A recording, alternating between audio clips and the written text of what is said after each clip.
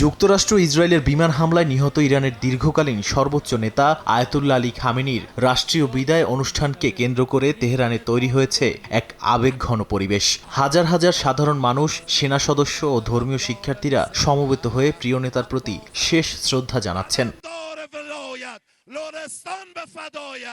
এই বিশাল সংখ্যক শোকার্ত মানুষের সেবায় স্বতঃস্ফূর্তভাবে এগিয়ে এসেছেন শত শত স্বেচ্ছাসেবী ও দাতব্য সংস্থা। তেহরানের বিভিন্ন অস্থায়ী ক্যাম্পে অবস্থান নেয়া পুণ্যার্থীদের জন্য দিনরাত চলছে খাবার ও পানীয় তৈরির কাজ। প্রতিদিন সকাল, দুপুর ও রাতে হাজার হাজার মানুষের জন্য খাবার প্রস্তুত করছেন স্বেচ্ছাসেবীরা, যার সম্পূর্ণ খরচ আসছে সাধারণ মানুষের অনুদান থেকে। মনের ভেতর গভীর ক্ষত ও শোক চেপে রেখে আগত অতিথিদের দেখভালে নিরলস পরিশ্রম করছেন এই যুবকরা।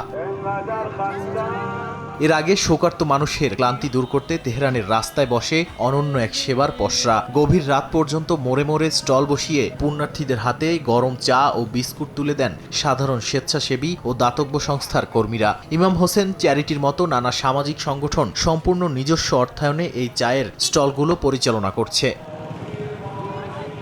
চায়ের কাপ হাতে দাঁড়িয়ে সাধারণ মানুষ ও দাতব্য কর্মীরা মেতে ওঠেন নানা আলাপে, যেখানে উঠে আসে সদ্য সমাপ্ত যুদ্ধের কঠিন দিনগুলোর অভিজ্ঞতা। রমজান মাসের পবিত্র দিনগুলোতে যুদ্ধের তীব্রতার কারণে কিভাবে তাদের ফ্রি ইফতার কর্মসূচি বন্ধ হয়ে গিয়েছিল, সেই অবরুদ্ধ সময়ের স্মৃতি রোমন্থন করেন তারা।